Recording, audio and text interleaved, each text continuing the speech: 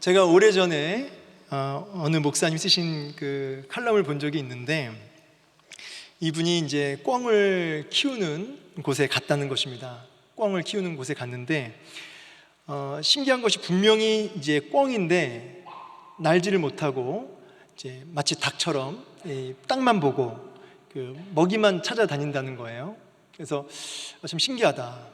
왜냐하면 이제 울타리도 없었습니다. 그냥 이렇게 망을 이렇게 살짝 산 기슭에 대충 이렇게 해놨고, 낮아서 얼마든지 이렇게 뛰면 뛰어갈 수 있고, 그 꿩들이 넘어갈 수 있는, 얼마든지 비상할 수 있는 그런 환경인데, 한 마리도 나갈 생각 안 하고 그냥 모이만 먹고 있는 거예요. 이제 신기해서 주인에게 물어봤더니, 주인이 이제 뭐라고 하냐니까, 그 꿩 그 머리 쪽에 그 눈이 있는데 그거를 이제 작은 갓을 씌워 놓으면 된다는 거예요. 작은 갓. 그러면 이제 그 작은 갓 하나만 있으면 그냥 아래만 본다는 거죠. 날 생각을 못 한다는 거예요. 작은 갓 하나만 씌워 놓으면 된다. 눈 가리개죠, 눈 가리개. 그래서 날개를 가지고 얼마든지 비상할 수 있음에도 불구하고 그 갓 때문에, 작은 갓 때문에 꼼짝없이 이 땅만 보고 모이만 찾다가, 사육하는 사람이 주는 그 먹이만 먹다가 이제 때가 되면 어떻게 됩니까? 이제 꿩 샤브샤브가 되는 거죠. 이렇게 때가 되면 여러분, 이제 사탄도 성도를 그냥 유혹하고 넘어뜨리는데, 여러분 이와 다르지 않습니다. 사탄도 이 땅에 그 염려라고 하는 눈 가리개로, 이 땅에 뭐 즐거움이라고 하는, 이 땅에 분주함이라고 하는, 쾌락이라고 하는 그런 여러 가지 그 눈 가리개로 딱 씌워놓고 이 땅만 바라보고 살게 하는 것이죠. 그래서 이 땅만 바라보고 사니까, 믿음의 눈을 들어 하나님을 쳐다보지 못하고 이 땅만 바라보고 사니까 세상 풍조에 쉽게 휩쓸려 가는 것입니다. 그리고 때가 되면 그렇게 심판의 때가 임하는 것이죠. 여러분 어떠신가요? 여러분들은 어떤 눈 가리기를 혹시 하고 있지는 않습니까? 교회 봉사를 많이 한다고, 또 여러 가지 일을 열심히 한다고 해서 눈 가리개가 없다, 이렇게 생각하시면 오산입니다. 오늘 이제 학습 세례 입교 받으신 분들이 있는데 너무 축하드립니다. 그러나 자동적으로, 세례를 받는다고 해서 자동적으로 눈 가리개가 사라지는 게 아니에요. 그러면 어떻게 되는가? 오늘 이제 본문은 하나님 나라가 어느 때 임합니까? 라고 하는 바리새인들의 질문에서 시작됐습니다. 이 본문 20절에 나오는데, 언제 종말이 임하는가? 이 질문이에요. 이게 종말론이죠. 주제가 종말론. 제가 이제 이 종말에 대한 이제 교리적인 이야기 간단히 한 몇 가지만 얘기하자면, 종말, 여러분 언제가 종말입니까? 종말의 때라는 게 언제를 종말이라고 할까요? 우리 예수님께서 이 땅에 2000여 년 전에 오셨죠. 그걸 초림이라고 합니다. 그리고 우리 예수님께서 이제 부활 승천하셨죠. 그리고 다시 오실 겁니다. 그걸 재림이라고 하죠. 그래서 이제 초림과 재림 사이를 통틀어서 뭐라고 하냐면 종말의 때라고 하는 겁니다. 종말의 때. 우리는 지금 무슨 시대에 살고 있는 거예요? 종말의 시기를 살고 있는 것이죠. 종말을 이제 크게 두 종류로 나눌 수가 있습니다. 말은 좀 어려운데, 우주적 종말이라, 다른 말로는 역사적 종말, 이렇게 얘기하는데, 우주적 종말은 이제 주님이 재림하시는 거예요. 재림하셔서 이 땅과 온 우주를 심판하시는 날, 그날을 이제 우주적 종말 이렇게 얘기하고, 그 다음에 개인적 종말은 뭐죠? 한 개인이 이제 육체적 죽음을 맞이하는 그날이 이제 개인적 종말입니다. 근데 여기서 중요한 것은 무엇이냐면, 그게 우주적 종말이든 개인적 종말이든, 여기서 중요한 것은 예수 안에 있는 모든 성도들에게는, 참 성도들에게는 그 종말의 날이 심판의 날이 아니라는 거예요. 그 날이 형벌의 날이 아니라는 것입니다. 성도에게는 그날이 무슨 날이냐? 위로의 날이고, 상급의 날이고, 보상의 날이고, 복된 날이라는 것이죠. 그래서 믿음의 선배들은 종말의 때를, 주님 다시 오실 그 재림의 때를 너무너무나 사모하고 고대하고 살았다는 것이에요. 그래서 믿음의 선배들은 막 번개가 치고 막 비가 쏟아지면 뭐 버선발로 뛰쳐나가서 내 주님이 이제 오시려나 막 그랬다죠. 그렇게 사모하게 되는 것입니다. 초대교회에서는 아멘 주 예수여 오시옵소서, 이것이 인사였다고 하죠. 우리 원어로는 뭐 들어보셨죠? 마라나타, 마라나타. 주님 곧 오십니다 하면서 그렇게 인사했다는 것입니다. 우리 이 시간 앞뒤 옆으로 한번 이렇게 인사합시다. 마라나타, 마라나타. 그렇게 주님 오실 날을 고대하면서 살아가는 것입니다. 그래서 주님 오실 날을 사모하며 살아가는데 이런 거예요. 내일 주님 만날 사람처럼 오늘을 살아가는 것이죠. 너무 기다리니까, 너무 사모하니까 내일 주님 만날 사람처럼 오늘을 살아가는, 그렇게 늘 주님 오실 날을 대비하며 준비하며 살아가는, 이것이 뭐냐면 이걸 한마디로 종말론적 신앙이라 이렇게 얘기해요. 종말론적 신앙이라. 근데 오늘 이제 이런 게 많이 약해졌다는 거예요. 종말론적 신앙.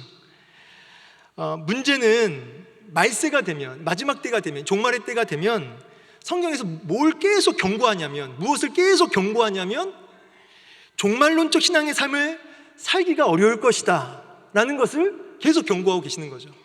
그 예로 이제 오늘 본문이 나오는 거예요. 마지막 종말의 때가 되면 노아의 때와 같고 롯의 때와 같을 것이다. 노아의 때는 어떤 때입니까?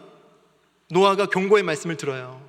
그래서 방주를 지으면서 그 홍수 심판을 준비하며 살게 됩니다. 근데 사람들은 어떻게 하죠? 사람들은 노아가 방주 안으로 들어가는 그날까지 먹고 마시고 시집가고 장가가고 사고 팔고 하면서 이제 살다가 다 그냥 죽게 되는 것이죠.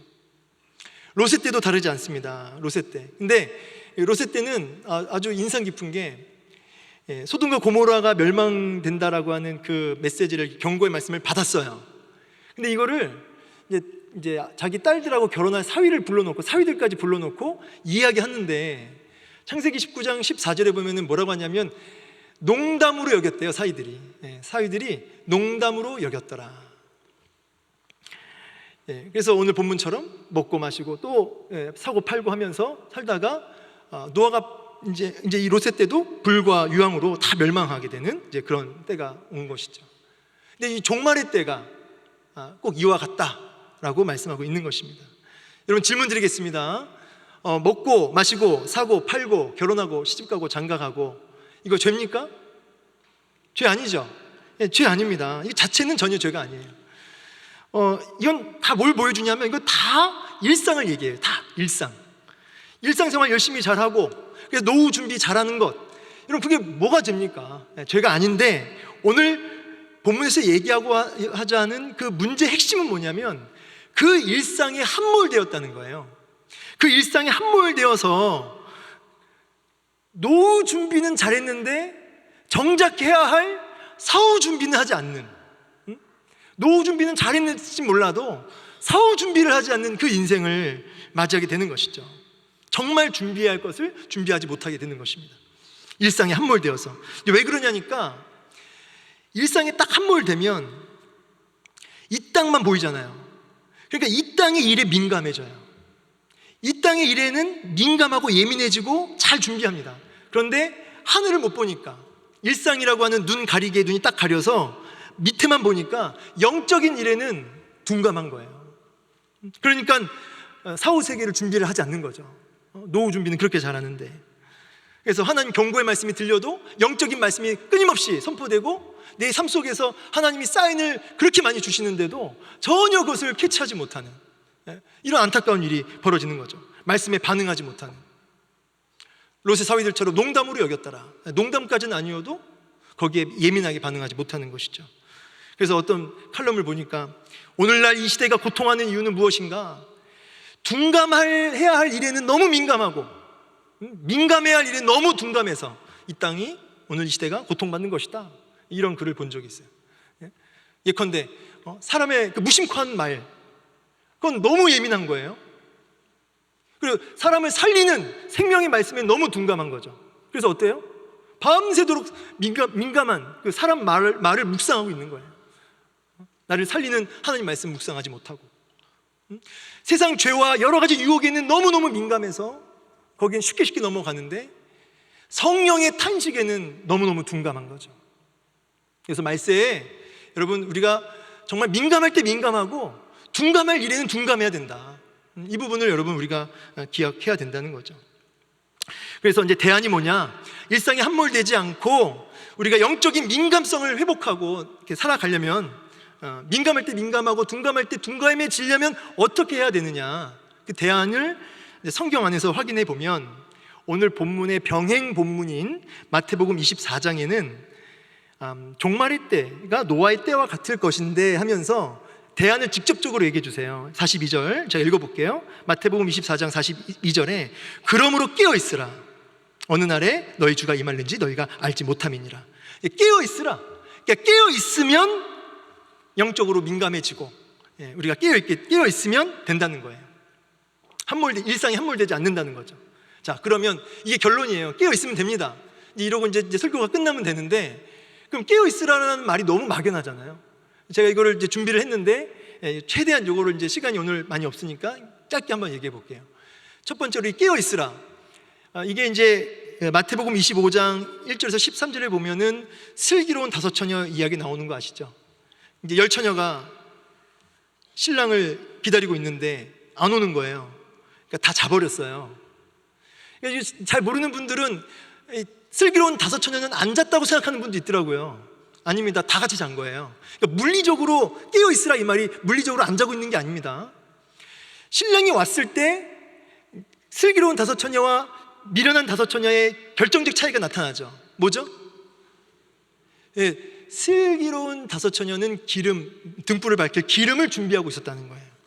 그래서 깨어있으라의 의미가 어디로 연결되냐면 준비하고 있으라로 연결되는 거예요. 진짜 그렇습니다. 제가 여러 근거를 들 수 있지만 여기까지만 할게요. 깨어있으라는 준비하고 있으라로 연결이 돼요. 그래서 누가복음 12장 40절에는 아주 직접적으로 얘기합니다. 깨어있으라는 말 대신 무슨 말을 쓰냐면 그러므로 너희도 준비하고 있으라. 생각지 않은 때에 인자가 오리라. 제 아들이 제가 퇴근하고 나면 꼭 하는 질문이 있어요. 엄마 몇 시에 와?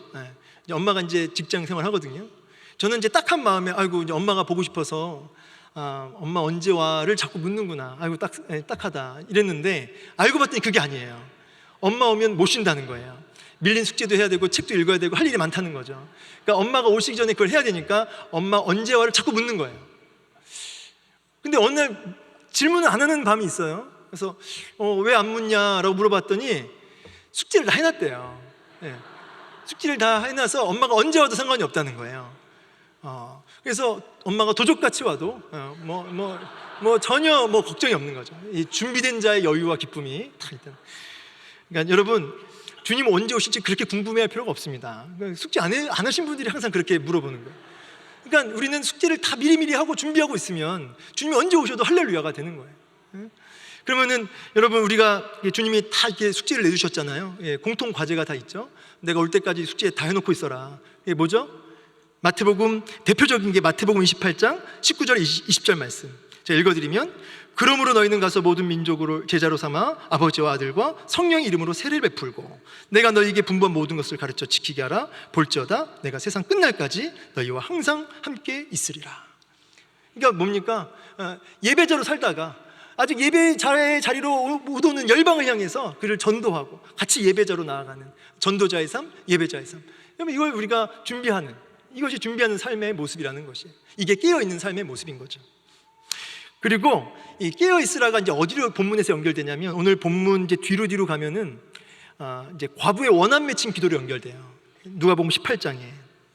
그래서 그 과부가 원한 맺힌, 그러니까 인자가 올 때 세상에서 믿음을 보겠느냐 누가복음 18장에 보면은 그러면서 깨어서 기도하라고, 낙심하지 말고 기도하라고 이게 나옵니다. 그래서 깨어있다의 의미가 어디로 연결되냐면 기도하라로 연결이 돼요. 그러니까 첫 번째는 준비하라, 두 번째는 기도하라, 이렇게 연결됩니다. 그래서 누가복음 22장으로 더 넘어가면은 어디로 연결되냐면 겟세마네 기도로 가요. 그래서 제자들이 막 다 잠자고 있어요.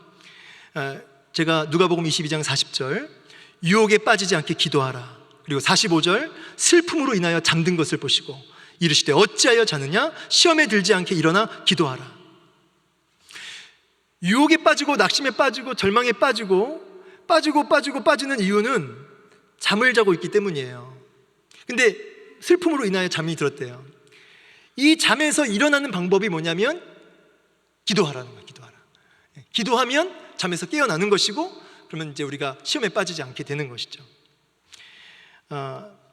말씀을 이제 마무리하겠습니다. 오늘 이제 뒤 일정이 있으니까 여러분, 우리가 이 분주한 일상에 쉽게 함몰된다는 겁니다. 함몰되어서 그 눈 가리기에 눈이 가려져서 이 땅만 바라보면서 정신없이 살아가는 거예요.